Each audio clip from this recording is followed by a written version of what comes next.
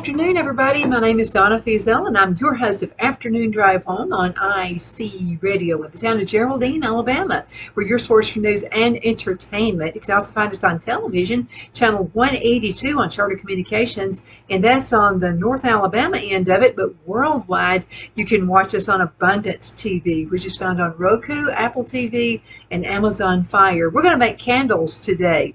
I have some in the microwave, so it's making just a little bit of noise, so let me teach you a couple of things. First of all, the different kinds of waxes. I prefer the natural because I have asthma, and I love paraffin candles. They smell really good, but they're not all natural. So when I am burning a paraffin candle, it gets into my lungs and I start coughing, and it's just not a real good thing. So I do have to go the all natural way. Now there's a couple of different kinds of waxes I use. First of all, this wax right here, I'll let you get a bird's eye view of it. This wax is called soy wax, and I do like that. It comes from the soybeans, and it is all natural, and it's just a great way to burn a candle. Again, when you are burning that candle, they're slow burning. You're not going to see the fire or a lot of smoke unless you use the wrong candle wick. You know, a lot of folks say, well, you know, I tried a soy candle one time and there was still some smoking. It's because the person who actually made the candle just used the wrong size. They used one that was just too big. And I think a lot of times the reason to do that is if you use a wick, and this is your wick, by the way, and I do like mine that have been dipped in wax. I just think they're better candles. Burn better. But this is your wick right here. There's a little tab on the bottom of it, and I'm going to show you a couple of money saving ideas on that as well. But if you'll see right here, this is the wick, and it is made exactly for a soy candle or for a beeswax candle. And so you got to make sure you got the right one. Now what you'll see in a lot of the paraffin ones, they have these little tiny wires on the inside. And that's just to help the candle stand up straighter. I don't like to use that. That's another reason I like soy wax, because soy wax is a much harder, it's a much softer wax, and you can use a wick like this. Okay, so then again, we'll be talking about that again in just a few minutes. Now, you know, we have bees, we're beekeepers, and this is some of the beeswax that I had left over from robbing the hive a few weeks ago. And I'll be having a lot more of this wax. I'll be making a lot of, I use this in candles. You know, if I'm looking for more of a standalone type wax, I'll use my beeswax for that. If I'm looking, say, like a votive or something like that. Now, they're pretty pricey, so that's why we started our own beekeeping. So I can actually have my own wax. It doesn't cost such a fortune to do it. And then again, if I'm looking for something a little bit more on the soft side and I want a container candle, I'm going to use this, the soy. I know when we first moved to Sand Mountain area, I grew up in Oxford, and mother's side of the family is actually from Geraldine. So when I was in the 9th grade, we moved to Geraldine. And so Dad bought a farm. I think it was 45 acres, 46 acres of land. And so he worked a job, so he didn't really have time to handle a whole lot of cattle and stuff like that. So he did rent the land out. And when he rented it out, he rented it to a guy who planted soybeans. And so it's glad to know, that's how I heard my first stance of what's soybeans. So soybean wax actually comes from soybeans. And that, again, is what makes it an all-natural candle. Now, this thing is kind of stopped making the sound, so before I get it out of the microwave, I do want to show you again. This wax is beeswax, so it's a harder wax. Now, I'm not going to make standalone candles. It's not going to be votive or anything like that. Now, and I also use this beeswax right here for skincare, and I like to use just a little bit, and I won't take much in a soap. I found that out the hard way. I made some soaps, and they were as hard as rocks. So what I had to do was melt them down and use just very little of it at a time. But anyway, this is your soy wax, and I like to use this in my chapsticks.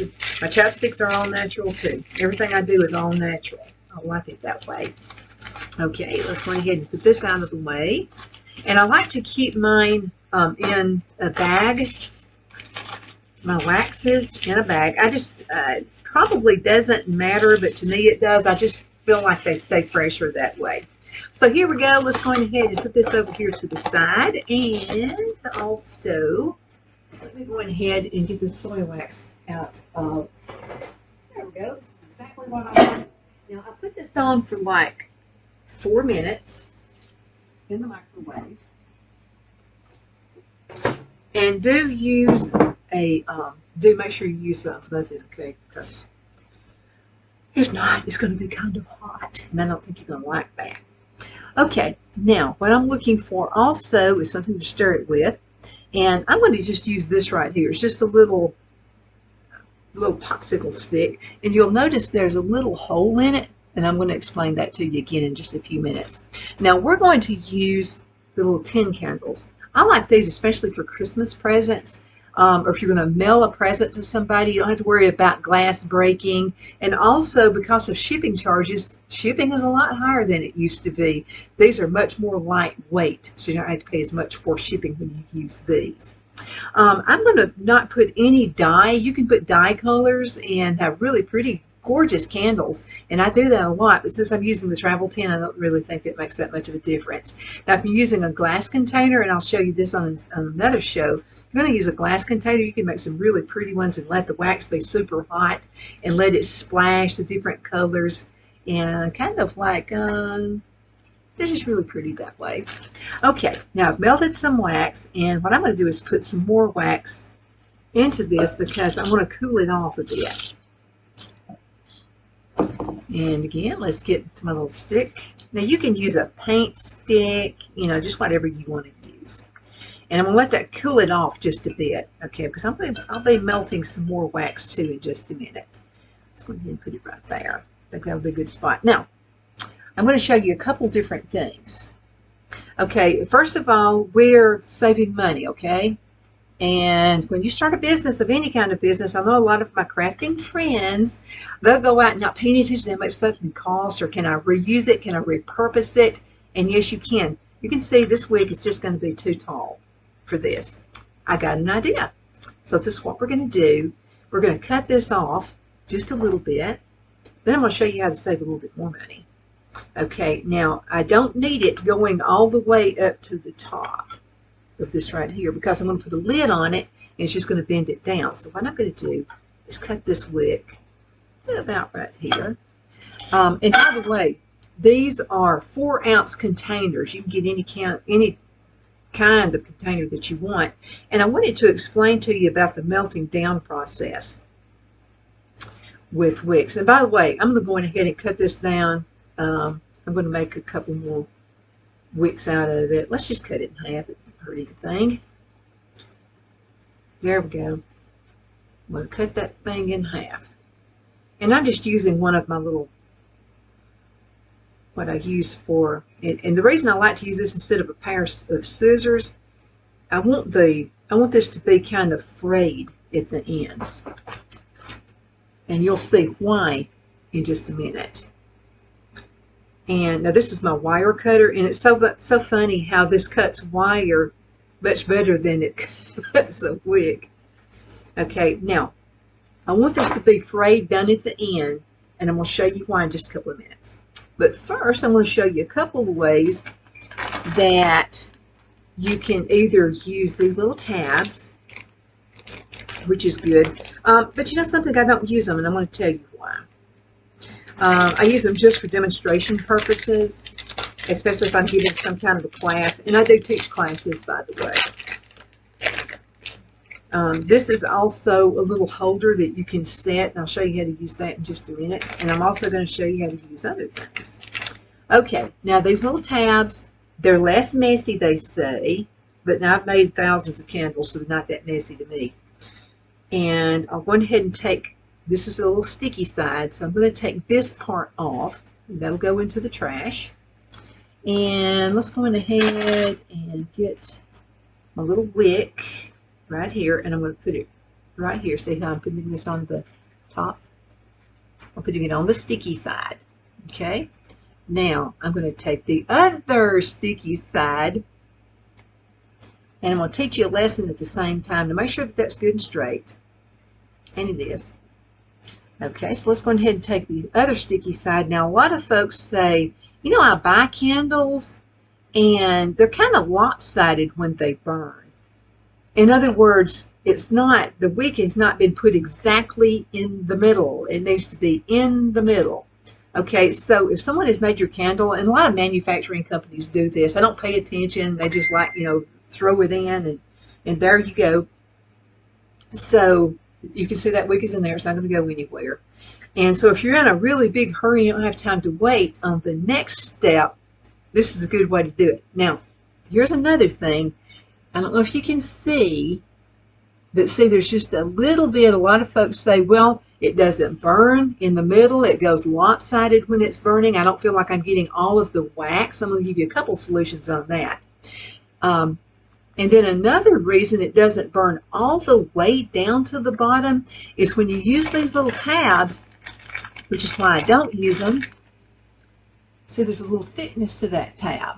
Well, that thickness is not going to burn the candle all the way down flat in the bottom. That's the big reason I don't use them, because I want you to get every little juicy bit of fragrance out of that candle that you possibly can. Now, Donna, what's the solution to that? Okay, so I'm going to show you something else. Now, we had the tab, and you also saw, I'll move those tabs up there, where I have a couple of wicks. And let's take that pot holder and put him right there. Okay, here are the wicks. Now you noticed I wanted a little frayed in. See how that's frays right there? Can you see it? There you go. See how that's frayed? Oh, I should have done my nails. Oh my goodness, they're terrible looking. So I let it fray. Now there's a reason for that. So what I'm going to do, see, I've got some little tabs that I bought. This is going to save you some money, okay? This is the one I cut off from the other wick. So what I'm going to do is go ahead and just put this through, and I want the frayed part. See how that frays right there? Now I want it to be level. See how that's level? You see? I want the frayed part to be in the bottom, and that's just going to help that wick stay in there much longer. Okay, let's go ahead and get my pliers. And I like these needle-nosed ones. Now, you want to get at the very tip of that. See this? Go to the very tip. Right there. And then you go down just a little bit more. And let me tell you why you want to do it that way.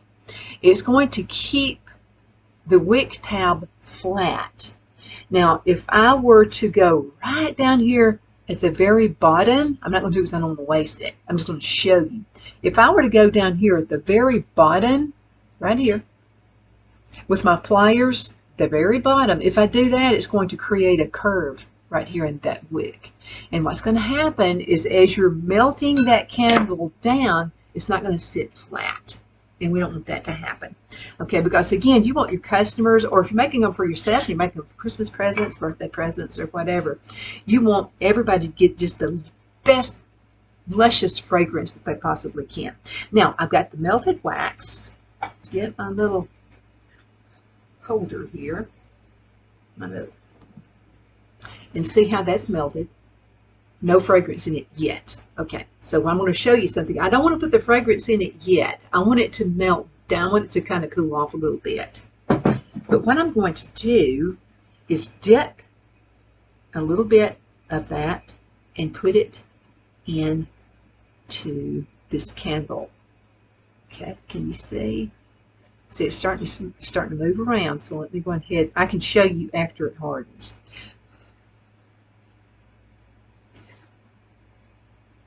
Now, let me tell you this. A lot of the way your candle turns out depends on the humidity. That's why I like making my candles in the summertime better than I do in the wintertime. Because what I've noticed in the wintertime, the room's got to be warm. It's got to be. You can't have any of the low humidity in there, because what it can do, it'll still smell good, but I'm talking about how a candle looks, especially if you're giving it to somebody for a present. That candle's got to look good. You know what I mean? So it's not going to look that good if it has this kind of weirdness, like you'll see, like it's a cloudy looking candle. Still smells good, still good wax, but it has that clouding effect, especially if you're using a glass container. It won't matter so much if you're using a container like this. Okay, now that wick is in there, and this one is just about, yeah, okay. It's enough to where I can kind of show you. That wick has to be right smack dab in the middle of that container. Okay, now you can use anything for a container. Sometimes I just use jars. You can use, well, like canning jars. Use a little pint, and I've done several of those. Now you need to also charge by the ounce. Okay, so you're doing it so you can make a living. Okay, and you know, with the high cost of things going these days, you've got to consider the high cost of what you're paying. Your wax is going up in price. Everything is going up in price. And if you don't go pick your, sometimes I just go pick mine up. There's a place in Birmingham I get mine. Although there's a place in actually North Carolina called Candle Science. When I was living in Charlotte, North Carolina, I could go pick it up, and I had to pay for the freight. The charges have just really skyrocketed when you have to go pay for freight, because I buy mine in 50-pound and 100-pound containers this time of the year, because I'm going to be making a lot of candles. So, you know, just be aware of that. You know, things do go up in price. That's another reason, again, that we started to go ahead and get bees, and I'm a beekeeper this time. Okay, now this is still warm. I can touch the handle now without burning myself. So what I'm going to do is pour the rest of this wax up, and this is going to give me about 4 cups. Now, I can show you a little trick. Okay, you need to get the wax melted, and it's going to kind of melt on its own. And I think I'm probably nose blind, because I've made candles since forever, since the 70s, I guess, the late 70s. And by making candles, after a while, you're not smelling it anymore. Everybody else is. People can come outside my house and they can drive up and they can say, wow, your house smells good even outside. And so that lets me know I'm probably using too much fragrance. The container is still hot, so you can see how what I poured in here is just kind of melting down just a bit. Now, when it completely melted, some people would go ahead and put the fragrance in and pour it up now. But what's going to happen is it's just not going to be holding that fragrance in like it should. And as you can see, if I were to put that in now, there's a lot of it that still hasn't melted. And what's going to happen there is that fragrance is not going to soak up because it's not melted. That's just the way it goes. Okay, so this is going to give me just about, I'm sure I'm using too much fragrance, but I will say this. My customers pay a little bit more for mine. And because sometimes they don't even burn the candles. They say that they'll just put them out, put them in the bathroom or whatever, and you can still smell it. I'm going to help it along. I'm going to stick it back in the microwave for just about another minute. And you need to try your own microwave out just to make sure, okay? All right, let's do that by another minute. 100. And that's going to help that part. Now, we've got a few of these started, so let me go ahead and start a few more, because I want to go ahead. We're going to do assembly line style. So let's see how many we can get. Now that's going to be about 4 cups right there of the candle wax, and then I'm going to use about 4 ounces. And you don't have to use that much, but to me it's worth it. And this is Love Spell. It's Love Spell type from Victoria's Secret. And then after we get through with that, I want to show you another good combination on what you can use. You know, some people like sandalwood. If you're looking for candles, because guys like candles too, you know, and so guys like kind of a rooty-like, tree-like, something like that fragrance. So I'll show you a good combination. Guys love French vanilla, but I'm going to show you a winning fragrance, and that is sandalwood. This is Australian sandalwood. And then this is French vanilla. So we're going to combine that fragrance and make some more candles. Okay, let's see what time. Oh, I better hurry it along. Okay. Now I'll put this in here for about another minute. So let's move this out of the way. There'll be plenty of working room when you're making candles, okay? All right, I'm going to stir this up a little bit more. Now, I want this to melt down, and I think it probably will. I think I'm allowing more time. In the wintertime, you've got to adjust, okay, the way you do things. In the wintertime, I would need to really melt that down more. So you can see how it's melting down some. And again, this is all natural. This is soy wax. So if I were making paraffin candles right now with my asthma, I would already be coughing. I mean, I wouldn't be able to handle it. So this is pretty cool. All right, now let's go ahead and put some more wicks in. And remember, we had a couple. And remember, I frayed one on the other end. So let's go ahead and get some more ready. While I'm letting that melt, and it just looks nicer when it gets into the container as well. Now I used needle nose, and you could use any kind of plier. Just make sure now that it's good and staying in there. I've heard folks talk about buying candles before, and they would say, you know what, it would burn down, and then the wick just fell off. The wick fell down into the candle when it was melting down about halfway. Well, you got to put it in the middle, and you got to make sure that you allow enough time, if you're dipping it like I am, that it dries. Now, I want to show you something. So if I were to do this, see how that moved? Because it's not dried. See, it's going to move.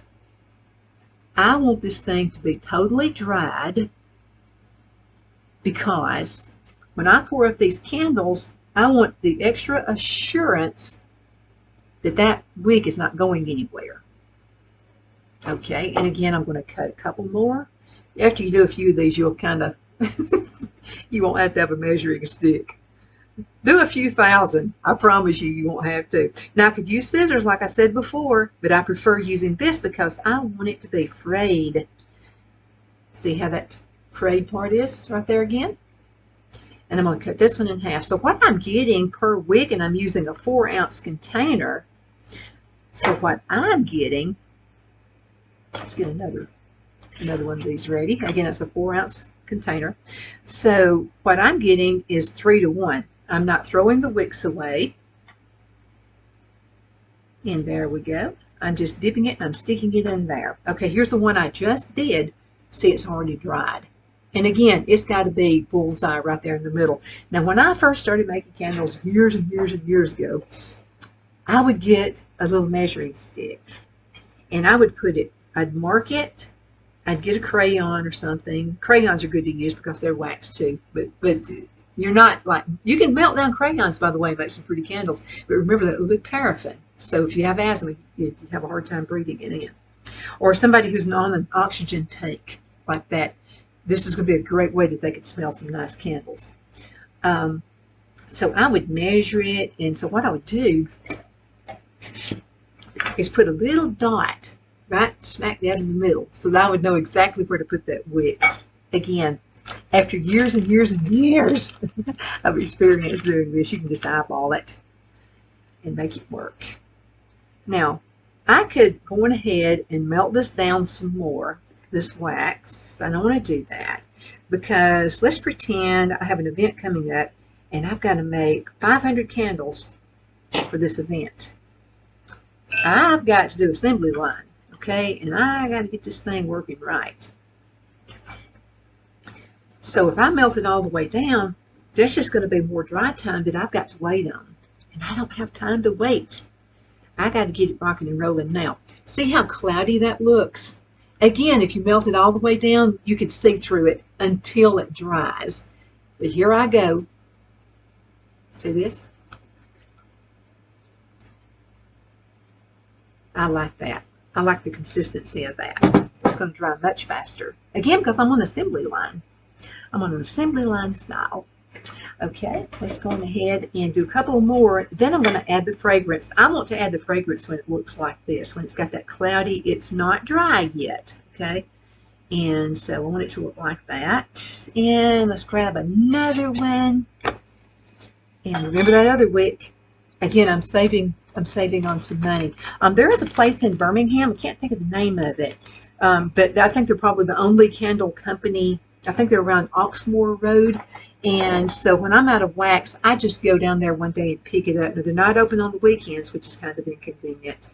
Um, there we go. And again, make sure that's sturdy in there.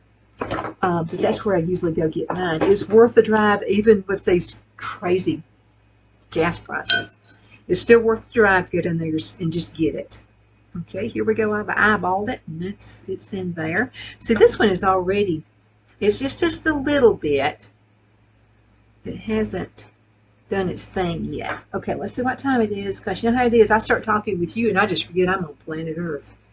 Okay, here we go, and this is 4 ounces of the fragrance, and this is 4 cups. Remember, 4 cups, 4 ounces. That's just, again, my ratio. You can use a lot less. Some people only use 2 ounces. I want 4. When I make chocolate chip cookies, instead of 1 cup of chocolate chips, I do 2 cups. I over excess everything, I'm sure. Okay, I want to get every last bit of that awesome drop that I possibly can out of there and make it smell so heavenly. It smells so good. Now make sure you give this a really good stir, okay? That's extremely important. It's got to be mixed really well, because if not, you're going to have some burning on your candles, which that's just another idea I want to tell you about. So you bought a candle before, and it says that it is a soy candle. However, it's got some burning, and Donna just told me that the soy ones don't burn. Well, this is what happens. Sometimes people just don't stir the fragrances really well. And when they don't stir it really well, what happens is some of that fragrance floats around, and it gets in the candle, and it's floated, and it sweats, and then it's going to burn. And when it's burning, it's not going to smell good. So again, make sure you give it a really, really good stir. I wish you could smell this. It is heavenly. Alrighty. So I'm going to go on ahead and pour this up. And again, it's going to dry really fast. Okay. All right, here we go. That's all there is to it. That's it. Now, if you have a really tall candle, see, I'm not going to have to put a stick. You know, I told you the very first part of the show, I told you about this little hole that's right in the middle. See that? So what I can do, if I had a really tall candle, I would just insert the wick into that hole, which I'm not going to do, but you could stick it in there. Or if you didn't want to do that, you can always get a couple of, if you have some popsicle sticks left over from the kids' party or whatever, and you wanted to use those, all you'd have to do is just get a couple of popsicle sticks and just put them one to the other. And then I got this little gizmo. Hardly ever use it.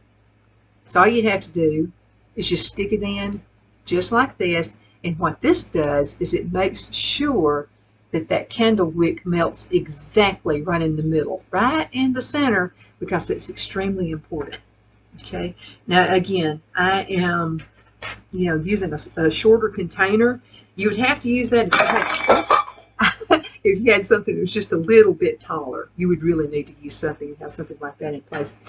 Thank you for watching Afternoon Drive Home. Thank you for coming into my kitchen, and thank you for helping me make candles today. I'm going to take these and put these in the shop that actually carries my candles. Make sure you have nice labels that go on top of them. You know, that's enticing when people see a nice label and go in there. Mine is called Donna's Designs. And so, and I always make sure I have the fragrance on those as well. Again, thank you so much for watching. I sure do appreciate you. I know you could be doing anything else, but you're watching me, and I appreciate that. I'm your